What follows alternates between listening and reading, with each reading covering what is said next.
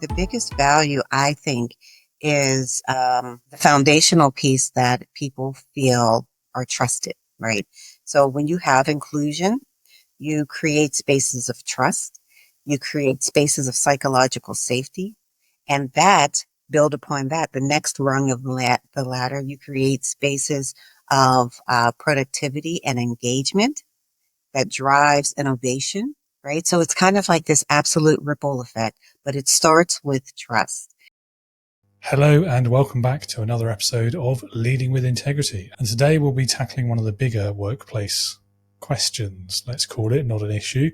It's something that's made headlines over the last year or so, in particular in a certain part of the world, and not for very nice reasons, but is nevertheless an important question, an important issue that I think leaders need to be dealing with, need to be addressing, need to be thinking about. And the question I'm talking about is the one of diversity and inclusion. So to talk with me about this today, I'm joined by my guest, Delphia Howze, who is an award-winning, forward-thinking HR leader, an inclusion strategist, and CEO of her own company, as well as having over 2 decades of leadership experience and recently authoring a book, which we'll be hearing about as well.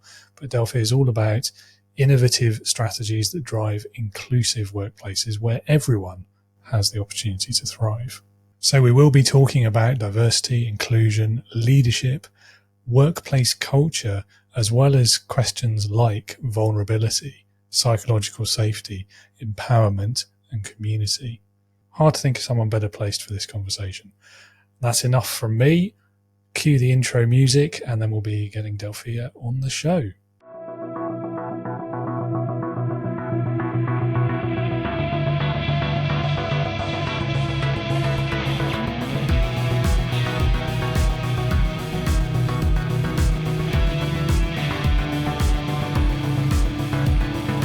Welcome to the Leading with Integrity podcast.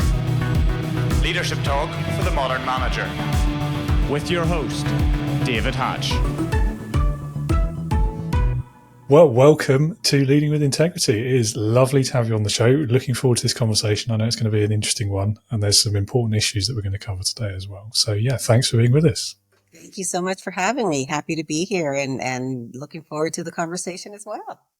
Great. Well, over to you, really, to start us off. Tell us a bit about yourself, your career so far, what you do today, why you do it, all of those type of questions. Sure. So Delphia Howze, I am the author of a wonderful new book titled Including You, Leading Inclusion from Where You Are. It was released at the end of 2024. And I got into this space to focus on inclusion, bringing people together from all walks of life more than 20 years ago. So my background is in human resources, and I've had the wonderful benefit of working in several different industries. I started my career in the banking industry as a bank officer and recognized that there's an opportunity there to really focus on how do we bring out the best in people and ultimately ensure that the organization was at its best through its people. And so that's where my work of inclusion started. And again, it's been more than 20 years that I've done this. I love finding spaces where there's connectivity, that we can recognize the value of one another, and that we are minimizing or eliminating potential for exclusion of anyone, right? That's not something that we want in any environment, whether it's work or personal. We as humans want to be connected and included with one another. So, that's what I do. Short and to the point. Thank you. I mean, you're welcome to go on for 10 minutes if you like, but anyway, tell us more about the book. That'd be the best thing, I think, because it's an important subject. I'd love to know, what prompted you to write it as well, and why. Yeah, wonderful. Yes. So the book is, something that is very valuable to me, and I think it's valuable to others. Again, the title is very specific: Including You, Leading Inclusion from Where You Are. And that title I selected simply because I've been doing this work for more than 20 years and had the opportunity to hear and see different experiences from different perspectives, from people of different backgrounds, different socioeconomic levels, different races, ethnicities, genders, age, generational differences, all of those differences, but also realizing the commonality and the similarity with regard to that because we're human, right? Human-centric integrity is a reality for us. And so having the opportunity to really draw on those real life experiences that I've had and seen and witnessed and been a part of and put them into this book in a way that helps us to recognize that inclusion brings about the best in us. Inclusion is something that's not difficult for us to do. And inclusion is everyone's responsibility, right? We all have the power and the ability and the desire to create that type of environment. Every person knows what it's felt like to be excluded, right? So David, if we think back to, kindergarten, high school, middle school, whatever the case, there probably was a certain time when we didn't feel included in a particular environment. And, I'm guessing that it probably didn't feel good. And when it did not, when we experience that type of exclusion or any type of exclusion, we're not at our best. We can't, we can't produce our best. We can't be our best selves because we begin to, there's a lot of things that go on in our brain where we begin to self-reflect. We begin to question. We begin to doubt ourselves in that environment. And that's not what we want in our workplaces. We want people to feel included and valued and recognized for what they bring to the table. And we want them to know that. So instead of waiting for the CEO, the leaders of the organizations, human resources to set the standard of what inclusion looks like, I submit to you and everyone else that we all have a personal responsibility and we can lead the charge in creating more inclusive environments. This book is definitely something that helps us to see that, and recognize the potential that we can carry to catalyze that more inclusive environment. And I'm not speaking of just one specific demographic group. I'm talking about inclusion for all. It's an important issue. And I think I see a parallel there as well to leadership itself, I think, in terms of it being everyone's responsibility. Because I think a lot of these like hot topics, important things, big issues, or whatever you want to call them, I think it's quite easy, isn't it, for us as a whole population in an organisation or a country or whatever else to just kind of, well, that's the leadership's problem. That's that's the boss's job. But actually, if we want it to work across that entire entity, everyone has to take part in it. And I think it's true for leadership. It's true for inclusion, for diversity. It's true as well for other things like security, administration, even. If you want it to work at a big scale, you have to get everyone bought into it and involved in it. Anyway, yeah, I'm trying not to get on the soapbox. No. I'm with you there. It's easy to point the finger to the other direction, right? Yeah. But what can we do as individuals to help facilitate that? A lot of leaders and CEOs, et cetera, they're not, they're in the positions that they are for their skills, their abilities, et cetera, right? We forget about the soft skill of just connecting with people. And I think that it's a natural need for us as humans. And how do we bring that out to be the best? Yeah, and the irony there as well is that it's that softer skill, the relationship building, is probably what's got them into that position in the first place. And then suddenly don't need to do that anymore. It's weird that. Don't get it. Yeah. We as humans are odd people or odd creatures, Absolutely. So yeah, but I think that, if you have the opportunity to remind individuals of that, it kind of begins to resonate and become a reality for them. I can tell you that I've had a number of individuals just say, you know what, thank you for saying it. Thank you for elevating the opportunity for me to be mindful of my responsibility and the opportunities that are ahead. We go along in our day-to-day lives doing what we need to do. And, sometimes we just need to take a step back and get back to the basics, right? Think about back in kindergarten, right? We were taught not to kick, punch, steal, bite, not to call people names, not to, do all kinds of bad things, right? If we were all kindergartners, we would have a much more inclusive environment. Definitely. I mean, leadership, again, I think is quite a good example of this, about the meaning we give to words, and how the different understandings of different people, different backgrounds for the same concept can sometimes lead us astray. I think what I was saying there about leadership and how anyone can do it, I think that's one of those examples. Another big one has to be the three words, doesn't it? Like diversity, equity, and inclusion. Obviously, that's becoming a bit of a political issue right now and in recent months. But at a workplace level, how do you define those terms? And then once we've got a common definition, then we can move on to talking about what they mean and why they matter. Yeah. I think it's important to separate the words, right? Mm-hmm. We've lumped them all together into one big box. And that overlaid with the fact that we've not defined them completely or consistently in terms of what they mean. So if you think about the word diversity in and of itself, right, separated from all of the other letters of the acronym, right? Diversity means that you have more than one element in any given environment. Dr. Roosevelt Thomas, who's no longer here with us, spoke about that more than 2 decades ago, right? And left us with a definition of a very concise definition.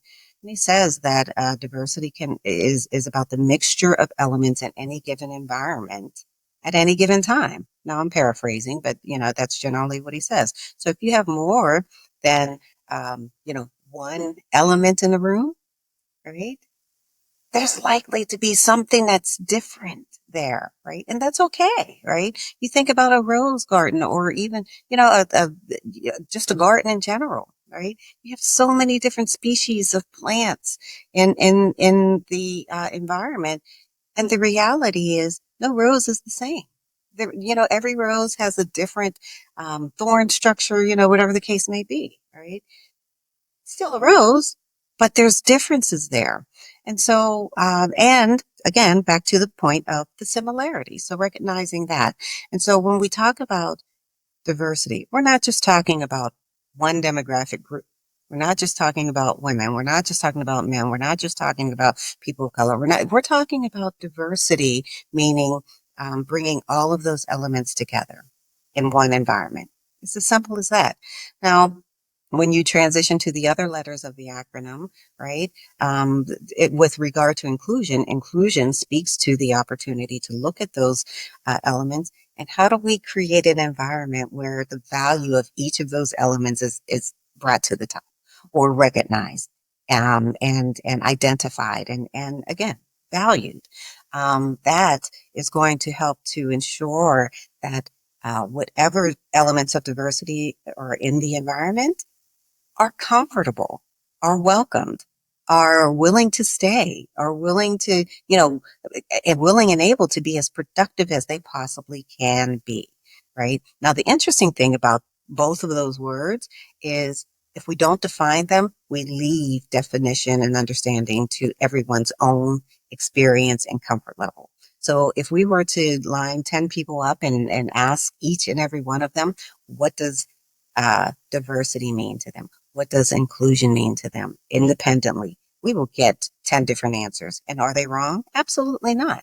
They're from their individual perspectives. But in the workplace, there is value and great opportunity and benefit to making sure that if we're using those words in the workplace, that we're absolutely clear and concise in terms of what we mean for the organization, and that every person understands that. Every person understands it from that perspective. And so there's a chapter in my book, Words Matter, right? Words are so very important. And not only are the words important, but the definition of those words are important as well. So again, I love to refer back to the thought process of children, right? When we were teaching children and when we were being taught as children, things were explained to us in very basic terms and defined for us so that we can understand what they mean. Fire means hot. It means this. It means hurt if you put your hand on it, all of those things we learned, right? But as we get older, we don't take time to define things as clearly and concisely because we make assumptions that people should know what it means. means. And we also make assumptions that our perspectives are always right, which they're not. That's a very good point. Yeah. I mean, not to play devil's advocate, but I mean, taking that example of fire, right? Danger, hurt, hot, also life saving. Like without fire, like we wouldn't be here as a species anymore, would we? So, yeah, I think maybe that's a commentary more on the education system than anything else. But anyway, I think what always strikes me about this conversation and where people get so like het up and angsty about it is how arbitrary the definitions are when it comes to like this group of people or that group of people or that background or like so, and some things which are seen as like socially acceptable to discriminate on. So say education, for example, degree versus not degree educated, that in the workplace is apparently that's fine. We can use that as justification to hire someone or not. And I don't know where that comes from, because actually in the vast majority of jobs and workplaces, whether you're degree educated or not makes no difference. Like in my experience anyway, unless you're a lawyer or a doctor or something like that, it's totally irrelevant. So why is that fine? Anyway, yeah, I'm trying not to go on a rant. No, I hear you. I hear you. It's very complex. It's so very complex. And I know there's obviously a ton of research out there that, tries to answer the questions, but again, have we answered it concisely? Right. I think there's a lot of work to be done. I think there is, an opportunity for, a shift in focus, and that shift in focus, I believe, needs to be strategic, right, and not emotional. We have operated, through a lot of things in our world, not just one society over another, in our world, and there's a lot of emotional baggage that we all harbor and that we're carrying and moving forward with. And sometimes we forget that one piece that I said earlier. We're all human, right?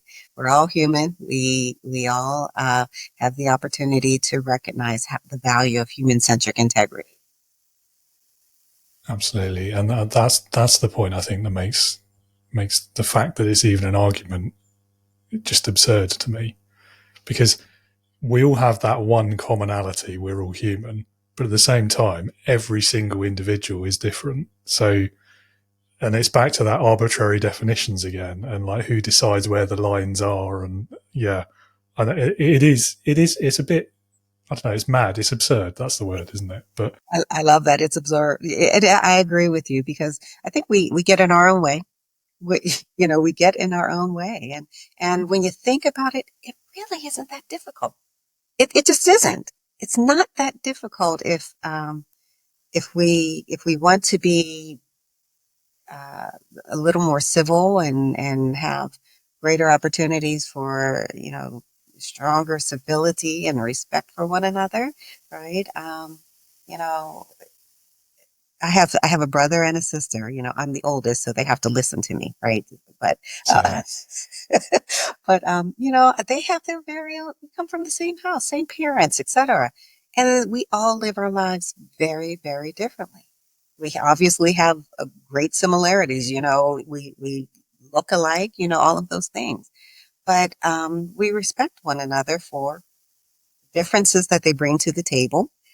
May not agree with all of them, but we respect them. And in any type of environment where we are, we always make sure that there's not any point of, one person being ostracized, excluded, disrespected, any of those things. And that's just in one family, right? So we need to spread that out a little further. Definitely. And I mean, at a business level or workplace as well. I mean, for life too, like, I struggle to understand it. Like the people who want like everyone to look the same, sound the same, have the same backgrounds, or else their workplace isn't going to work, and that's somehow bad to have diversity. Like, what a boring way to run a business and exist. Like, if everything's the same, would you have the same thing for lunch every single day with no variation? No, of course you wouldn't, because you'd probably lose the will to live after a week, wouldn't you? So why is that any different? Yeah. Anyway, I'm trying not to trivialize it with a No, bad you're example, absolutely but right. I agree with you. I think I mean, as much as I like myself, I would be bored with myself if I had to live with, right. myself all day, every day, right?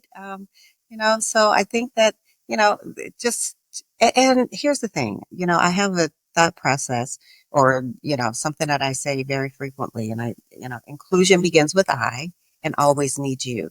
I can't see the world completely if I don't understand it from a different perspective as well, right? So, you think of how we spell that word. It starts from us looking at ourselves and understanding who we are, but also reaching out and making sure that we're creating spaces and bridges for connectivity with you, with others, with that, so that we can see the world fully. I like that. Yeah. It's easy to remember as well, which suits me. Great, yeah. I think we've probably been talking already about the value of inclusion in the workplace. I think given that inclusion is kind of your area of specialism, we should focus on that. I kind of have two questions. I mean, firstly, from your point of view, what do you think is the biggest value of it to a workplace, to a business?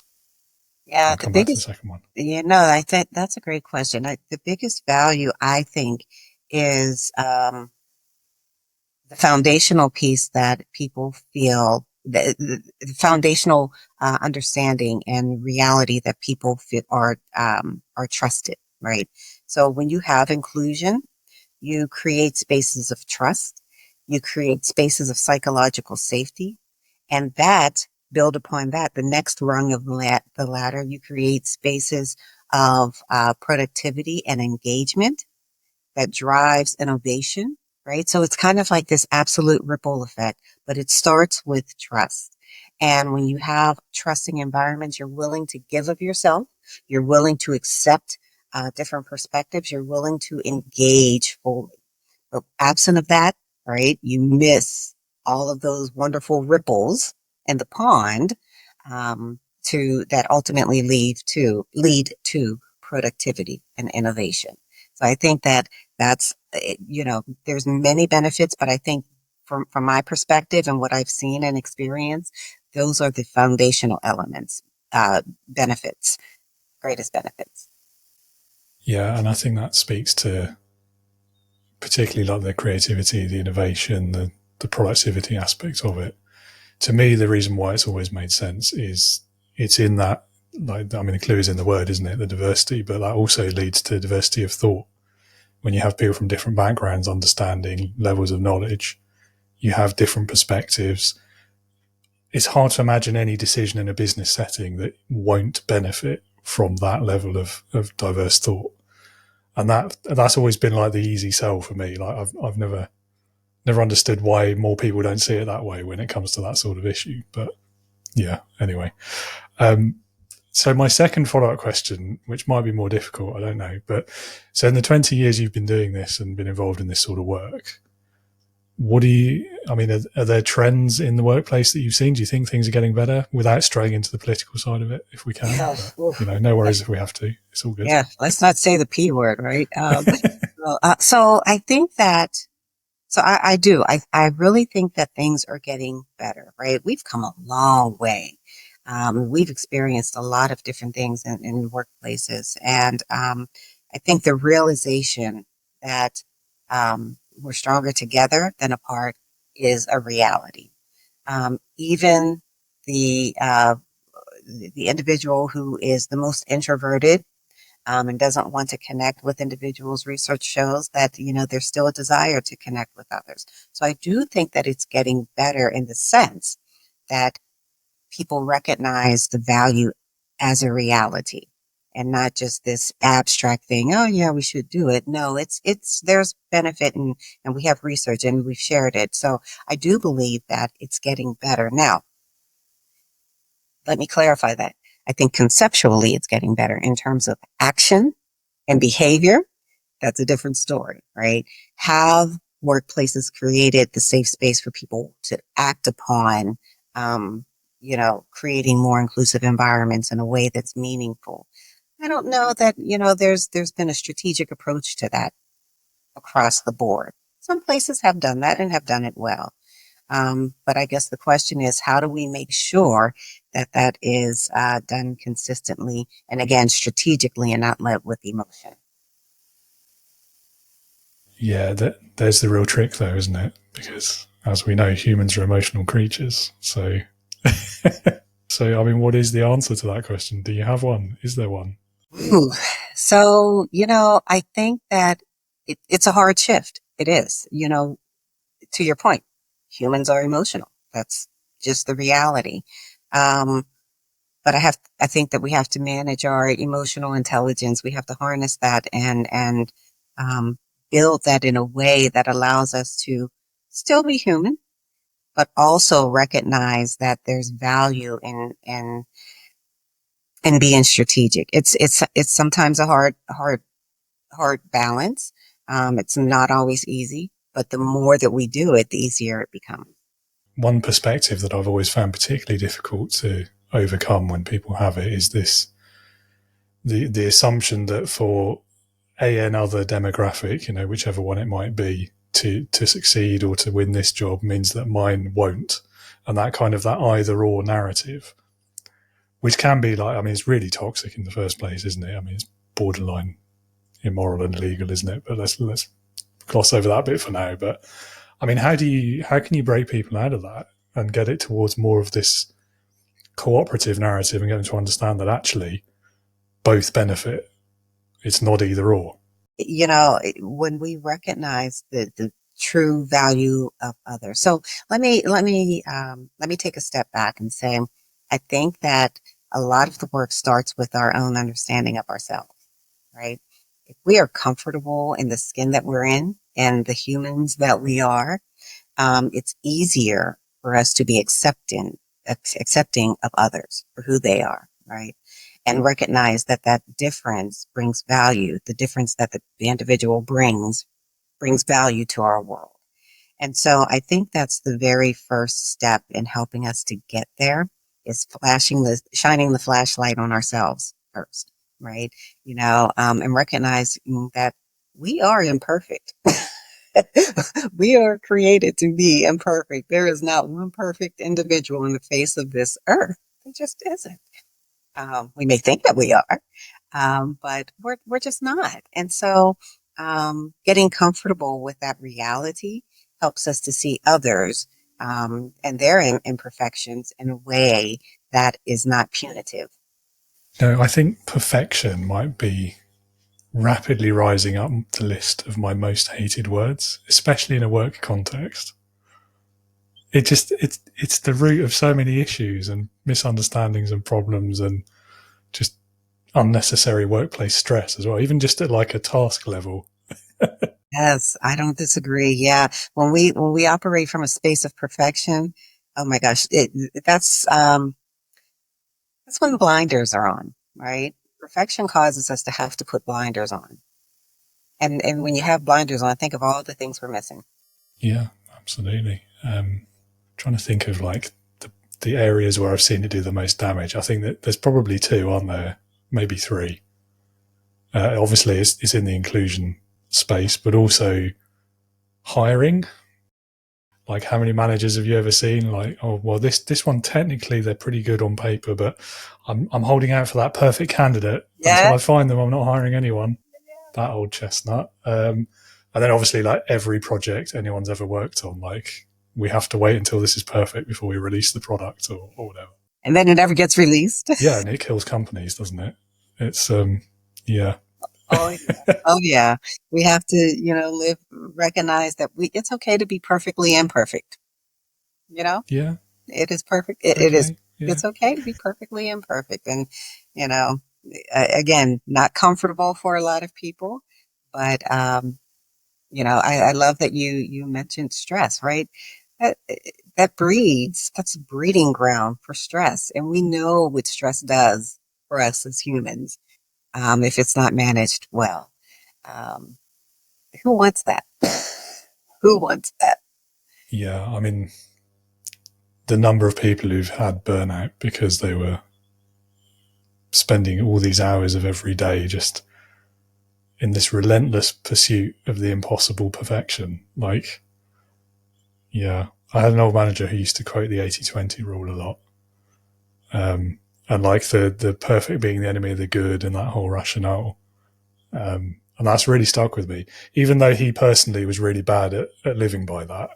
The concept has always stuck in my head ever since. Yeah. Yeah, absolutely. I love that. And I think that's a great opportunity to just, open eyes, right? So there's another one, progress over perfection.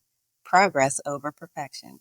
Are we moving forward? Are we, driving in a positive, productive, lane, so to speak, versus, stuck on perfection that, like you said, can be debilitating, paralyzing, and all of those things. Yeah. And ultimately it's unachievable. So right, exactly. like, Because yeah. what's the definition? How do you know that you've reached perfection? Yeah. Yeah, I don't know. I guess the context changes that sometimes, doesn't it? But Absolutely. And then as soon as we say, oh yeah, this is perfect, because we're striving for perfection, it no longer is perfect because there's something beyond that. So yeah, it's very, very subjective sometimes. definitely. And there'll always be something else that could be added to whatever it is. Like the customer's perspective as well. They may not see it the way you see it. And yeah, it's a minefield, definitely. Yeah, without a doubt, without a doubt. So I think we're starting to touch on the subject of the next question now. A lot of these things feed into the culture of an organization, but how do you see practices around diversity and inclusion feeding into the culture of, let's say, a company? So I think that again, you can't have an organization without some elements of diversity, right? If you have an organization, unless it's completely robotic, right? You have people. So you have diversity. It may not be parity in terms of, we have 50-50 split of whatever demographic, right? Or any demographic. But again, if you have more than one person in the room, there are elements of diversity there. The inclusion piece is, let's just talk about those two individuals. They could be twins, even. They could be twins, and they're still going to be, diverse. They're still going to have elements of differences and similarities, right? Twins, right? Identical twins. And so think about the inclusion piece. So how do we make sure that each one of those twins, each one of those individuals can be their best selves, can do their best work, right? One individual may, let's just introversion, extroversion, may be an introvert and need to process the world very differently from their counterpart or their twin. We're talking about twins, their twin, in a way that allows them to be successful and productive. Inclusion speaks to the fact that we've created an environment where people can bring their best selves and contribute to the success of the environment, personally and professionally. So how can we take those two individuals who are identical twins and bring out the best of them for the betterment of the organization? So I think that's how they work hand in hand. And again, just recognizing that diversity is more than a demographic group. And I mean, there's so many elements to demographics as well anyway. Like, there's the classic ones that everyone talks about a lot, like race and gender and sexuality, but there's other things as well, like economic background, education status, like geographic background even can have a factor as well, can't it? So yeah, I mean, again, there's an almost endless list of those variations too. Absolutely. And I love to tell everyone, I mean, something that many people forget, height is diversity. I'm not a very tall person, right? Yeah, I know. I'm in my big chair. But it's so funny because, my brother is 6'2".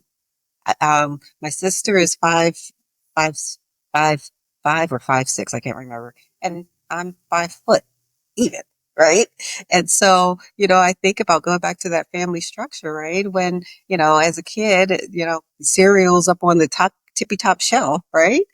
Diversity was an issue, right? Diversity of height, because guess who always got the cereal first? Yeah. My brother.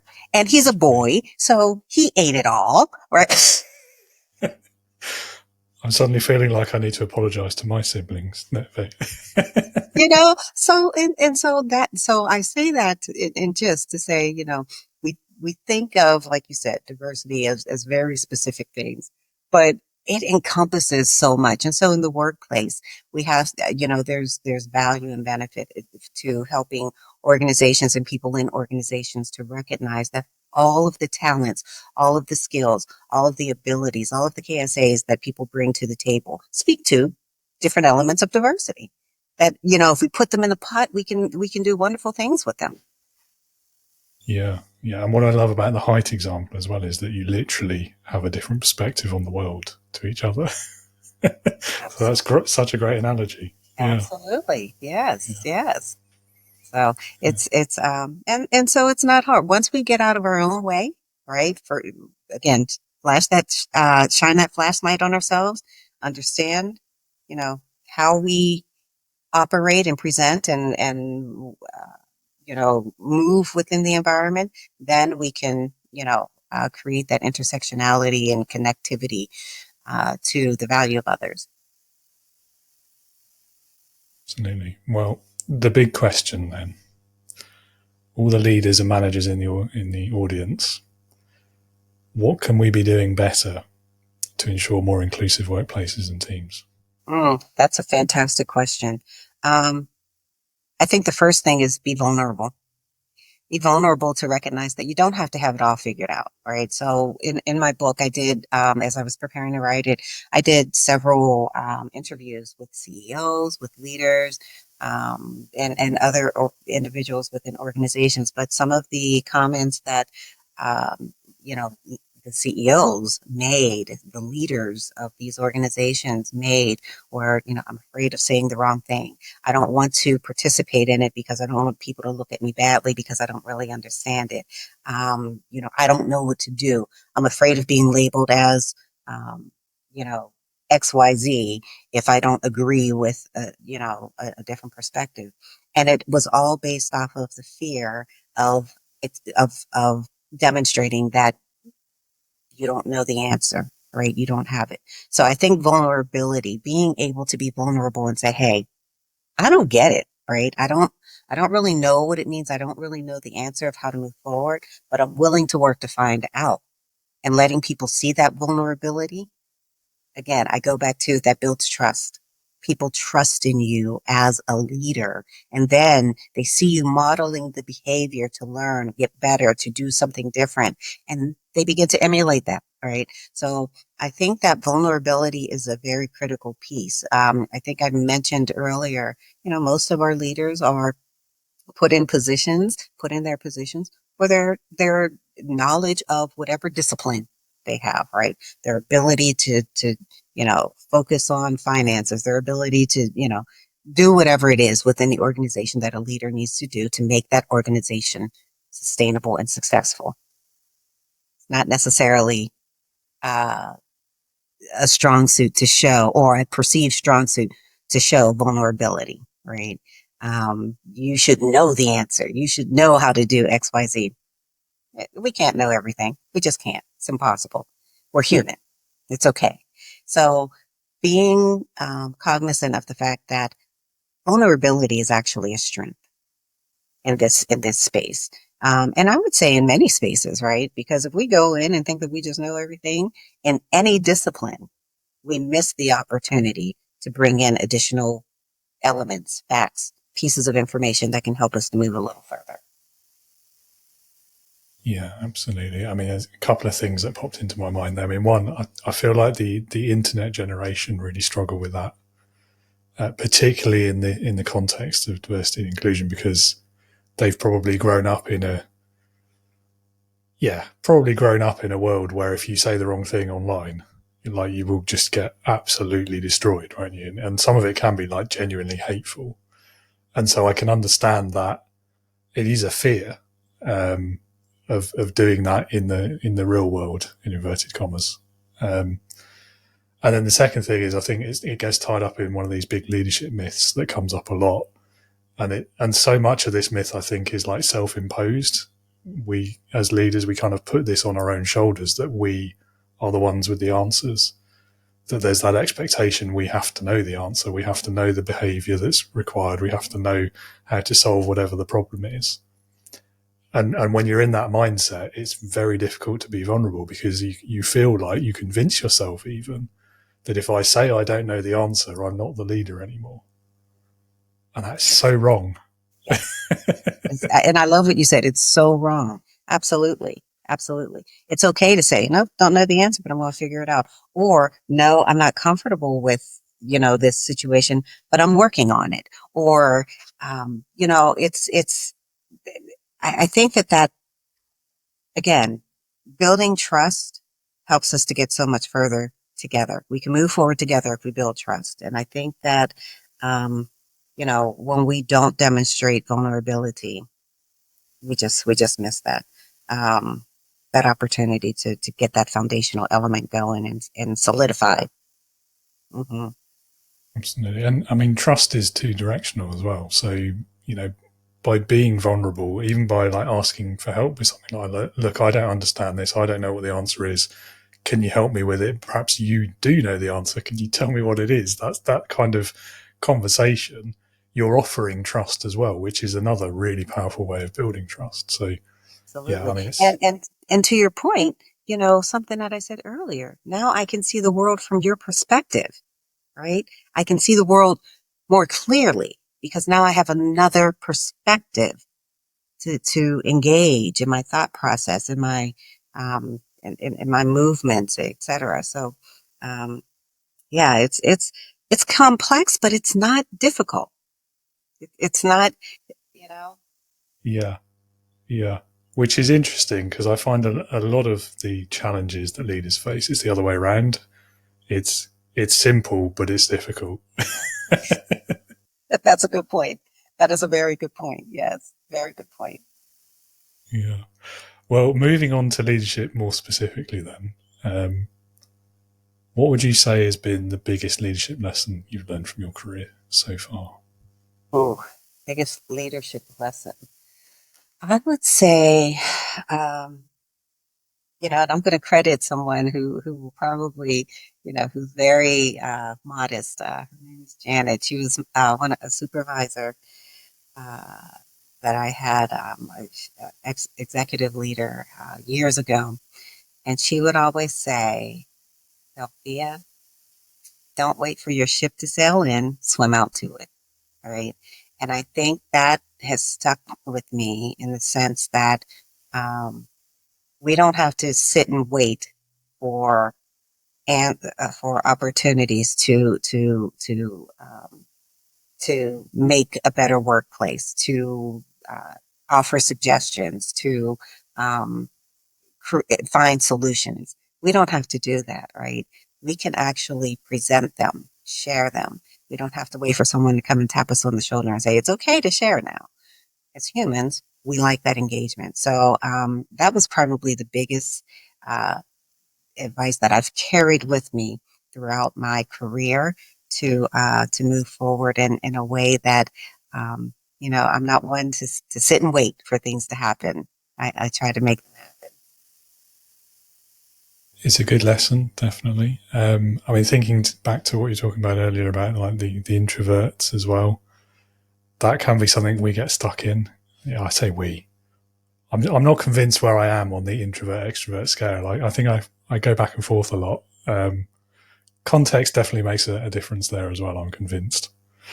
But anyway, yeah. So I think it's something as well that I think a lot of earlier career leaders, managers would really benefit from thinking about more, because it is very easy, especially like when you're new to a role, you seek out a comfort zone, and then once you're there, that's it, you're planted for years at least. And and when you're in that comfort zone and you're in that sort of frame of mind, it's very easy to just sort of keep your head down and carry on and not necessarily pursue the next thing until you don't have a choice. So the opposite question, I guess, biggest mistake that you think we make as leaders and as humans? I can think of two top of head. Biggest mistake is making the assumption that I know the answer, that I have the absolute answer, and that my answer is the best, right?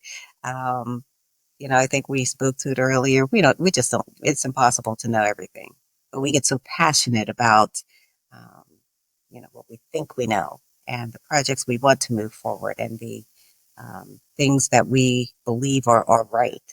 Um, we have to leave space to recognize that even though we've done our due diligence, and I won't say we, I'll speak for myself. I have learned that I must leave space, that even though I've done my due diligence, I have, conducted the research and taken time to understand it from, again, my perspective. Even though those may be absolutes, there still is likely something that I haven't, a rock that I haven't unturned, right? That somebody else has.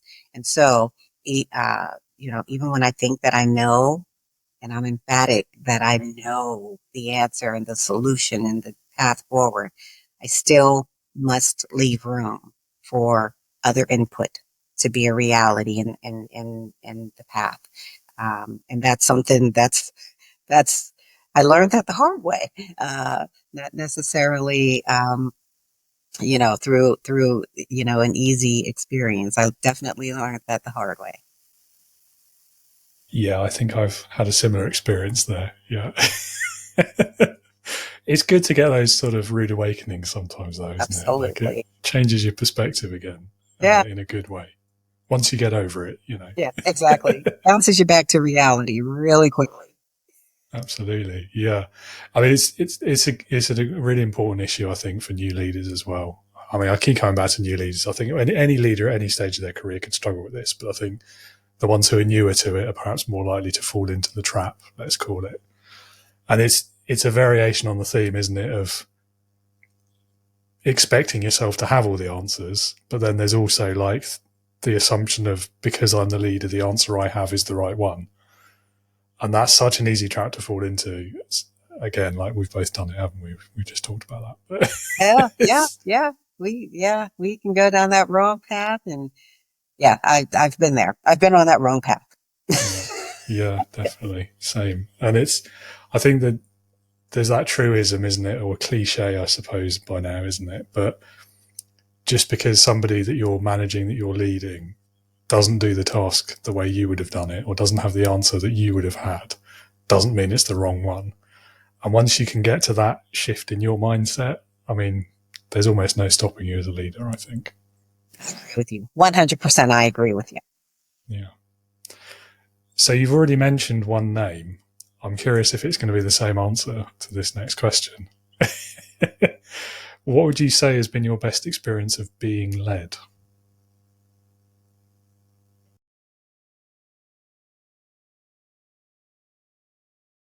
I think my best experience of being led by anyone has been in situations where I felt that my voice was truly heard, or my perspectives were truly heard.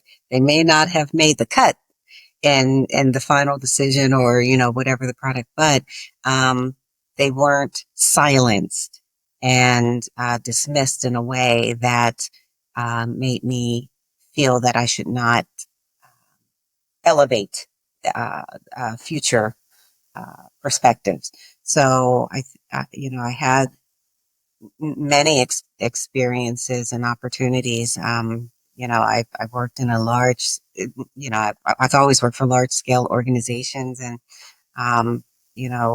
when a leader, CEO or whomever leans over to you and says, "What do you think?"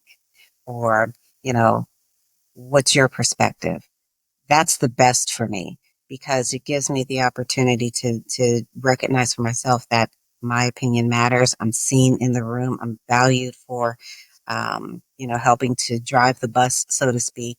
And again, that goes to inclusion, right? Feeling truly included in an environment where my voice matters. Yeah, absolutely. There's a real knack to doing that well as well, I think, because it's quite easy to ask the question and then just sort of hear them talking, wait for them to stop talking, say thanks, and then it has no bearing on your decision. But the real knack is in actually listening, making that person feel as though you're listening and that they're being heard, and that what they are saying is at least factoring into your decision making, even if the decision doesn't end up aligning with what they've said. Because sometimes it won't, because there'll be maybe 2,000 other people you've asked the question to as well. That is really difficult. Again, it's one of these simple but not easy parts of leadership, I think, because on paper it's dead simple, isn't it? But it's very difficult in practice. It's the time travel question. Always get really interesting answers to this one. So if you could go back in time, right back to the start of your career, what advice would you give to your younger self? If I could go back eons ago to the start of my career, okay. What would I think the biggest piece of advice I would offer is, and I say this a lot to my team, my current team, and living your power, right? We all possess uh, wonderful skills and attributes that some of them are even unknown by ourselves, from our personal perspectives. Other people tell us about it. Other people see it, but we don't necessarily recognize it. So my biggest piece would be find comfort in living in your power, right? Don't question and second guess yourself when you're out to do good work. What's meant for you is not going to miss you. So it's important to get comfortable in that space. I have a daughter who is she just graduated from college, just got her I say real job with air quotes, her first career position in her field. And I tell her all the time, live in your power, find comfort, find that space to, okay, be vulnerable. You don't know everything, right? You're just starting in the workforce. Don't go in there thinking that you know everything, but recognize that you are there because you have a certain power to bring to the table. And no one, I didn't get that advice when I first started my career. I had to figure out that it was important to do as time went on. Yeah, I like that. I don't know about you. There's that self-awareness piece to that as well, and just like at a basic level, it's like knowing what you're good at and making sure that that's valued.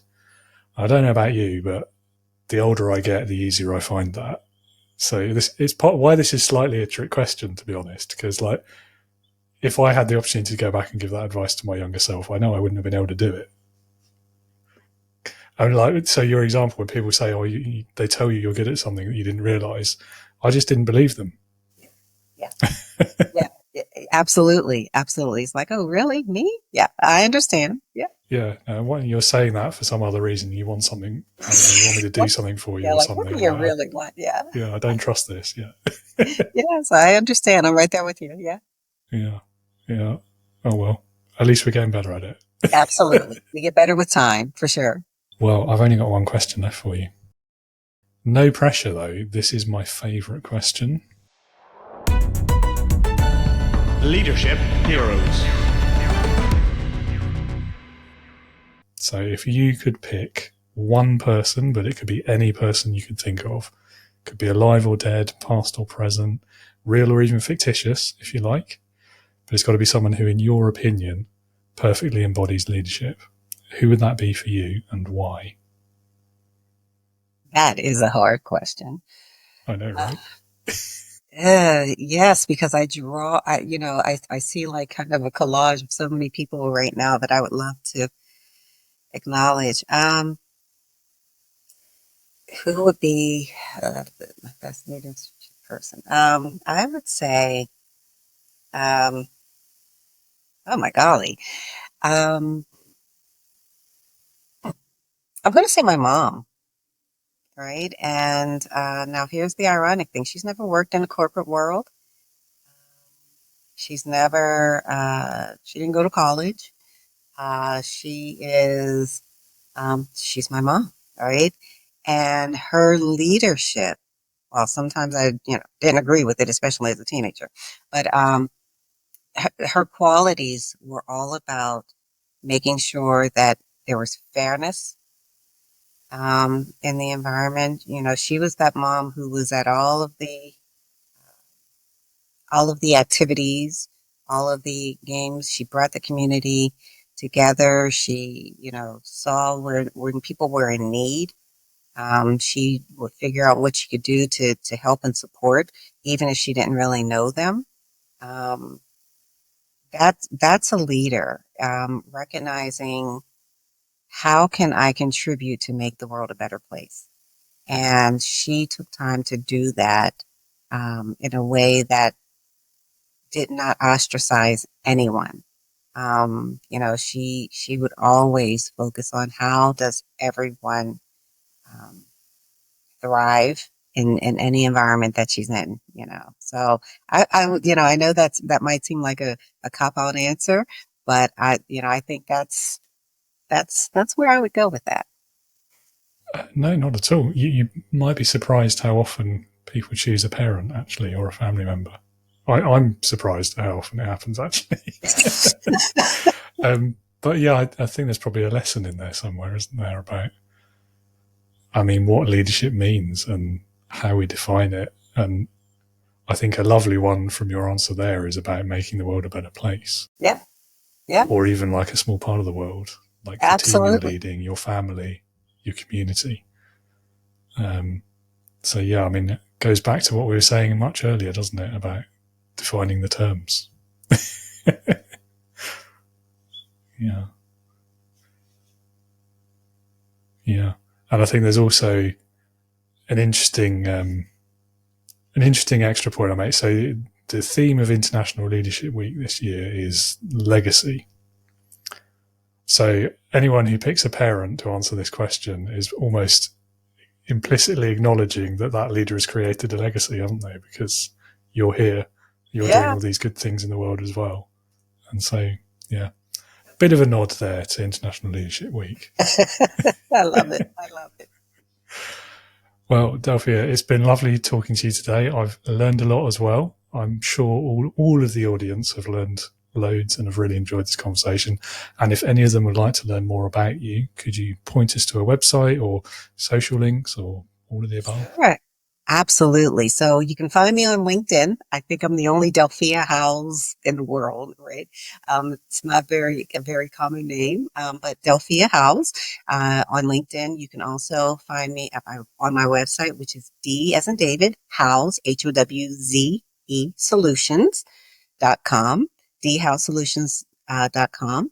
And, it's, you can also find my book on Amazon, Barnes & Noble, all of the book outlets, and also through my website. I will say that, if you send me a message through my webpage, I can offer a select group of individuals, select few, a free audiobook, which was just released, of Including You, Leading Inclusion from Where You Are. So send messages and I'll connect with you. Lovely. Well, that's a great offer there as well. Excellent. I'm sure plenty of people will take you up on that. Yeah. Well, thank you again so much for your time. It's been great having you on the show, and have a great rest of your day. Well, thank you so much for having me. Of course. Delphia, thank you again so much for that conversation. Some real eye-opening moments there, I think, hopefully for the listeners and viewers as well. And to the listener or viewer, if you would like to learn more about Delphia, perhaps get a copy of her book, do visit her website and her social links. You'll find those down in the show notes, as always. And if you found this podcast, then I do hope it's because you are new to leadership, in whatever form that might take, or perhaps new to business, either or. Perhaps you're a first-time founder, or you're a new solopreneur, a new manager in a bigger company, and you're interested in knowing more about leadership, how to lead well, what leading with integrity is really about, and you're looking for support or community. If any of that sounds familiar, then please do pay a visit to www.leadingwithintegrity.co.uk. There's plenty to read on that website. You'll also see a green button asking you to come and join the community. Click on that and you'll find a little intro video and more information about the Integrity Leaders community.